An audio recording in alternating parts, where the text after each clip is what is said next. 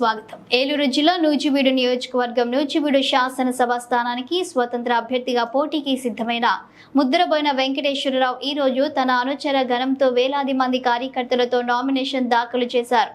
తెలుగుదేశం చేతిలో ఘోరంగా అవమానించబడి మోసగింపబడి నూజివీడులోనే తన సామర్థ్యాన్ని నిరూపించుకోవాలనే పట్టుదలతో తెలుగుదేశం పార్టీ ఉమ్మడి అభ్యర్థి కొలుసు పార్థసారథిని ఓడించాలని దృఢ నిశ్చయంతో వైసీపీతో చేతులు కలిపి టీడీపీ ఓటు బ్యాంకును తన వైపు మలుచుకొని వైసీపీకి పట్టం కట్టే దిశలో భాగంగా ఈ ప్రయత్నం అని కొంతమంది రాజకీయ విశ్లేషకుల భావన. ఏది ఏమైతేనేం నూజివీడు సీటు మాత్రం త్రిముఖ పోటీలో భాగంగా వైసీపీ అభ్యర్థి మోకా వెంకట ప్రతాప్ అప్పారావుకి దక్కే అవకాశాలు ఎక్కువగా ఉన్నాయని రాజకీయ విశ్లేషకుల అంచనా. రాజకీయ చదరంగంలో భాగంగా నూజివీడు సీటును ముఖ్యమంత్రి జగన్మోహన్ రెడ్డి ఆడిస్తున్నట్లుగా ప్రజలలో గుసగుసలు నిజం నిలకడ మీద తెలుస్తుంది. ఎదురు చూద్దాం.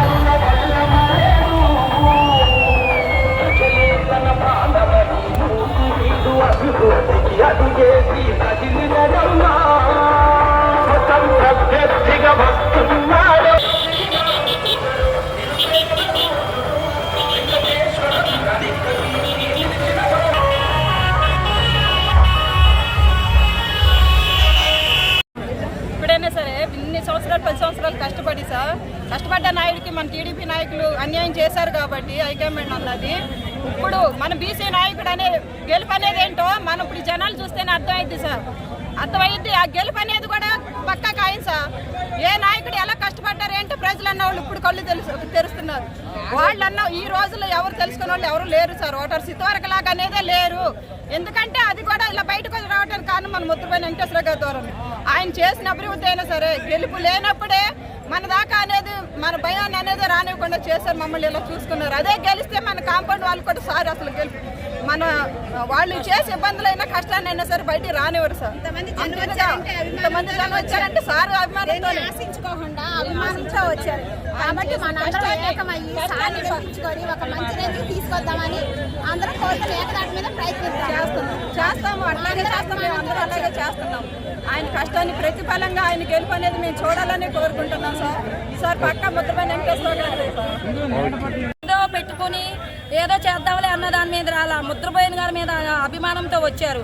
అలాగే ముద్రబోయిన గారికి జరిగిన అన్యాయం గుర్తించి ముద్రబోయిన గారు మీతో మేము ఉన్నామని కార్యకర్తలం అందరం కలిసి వచ్చాము. ఇక్కడ నాయకులు ఎవరు లేరు, కార్యకర్తలే సార్ వెనకాల ఉన్న నాయకులు. చాలా మంది అమ్ముడుపోతున్నారు. అమ్ముడుపోయే నాయకులు ఇక్కడ లేరు, డబ్బుగా ఆశపడే నాయకులు లేరు. ఇక్కడ ఉన్నదంతా ముద్రబోయిన వెనకాల ఉన్నదంతా స్వచ్ఛమైన నాయకులు.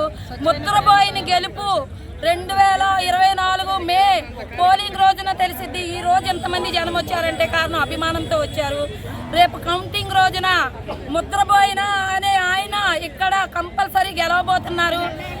అసెంబ్లీకి ముద్రబోయిన అని నేను అనగానే నూజివీడు నియోజకవర్గంలో ముద్రబోయిన గారు పడ్డ కష్టం 10 సంవత్సరాలు పడ్డారు కష్టం.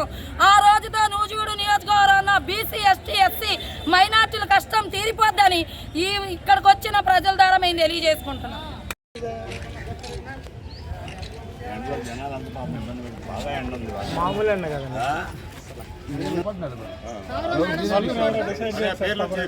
నా దగ్గర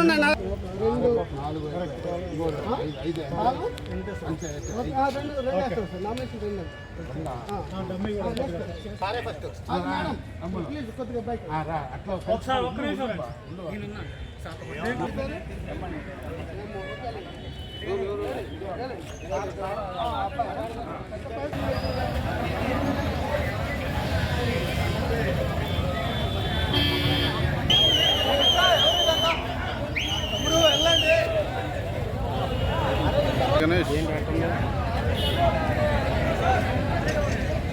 దొరికితే మాకు కొద్దిగా సంతోషం.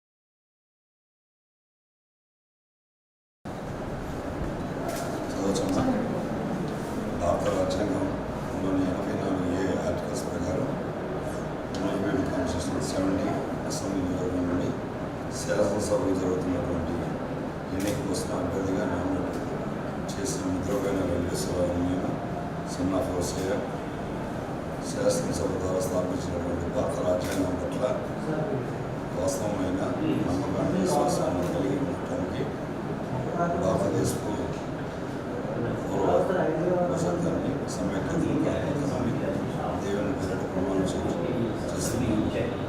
సత్యాన్ని ప్రతిష్ఠ చేస్తున్నాను.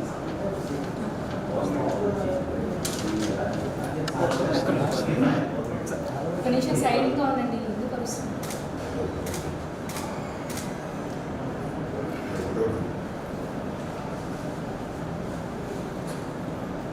సార్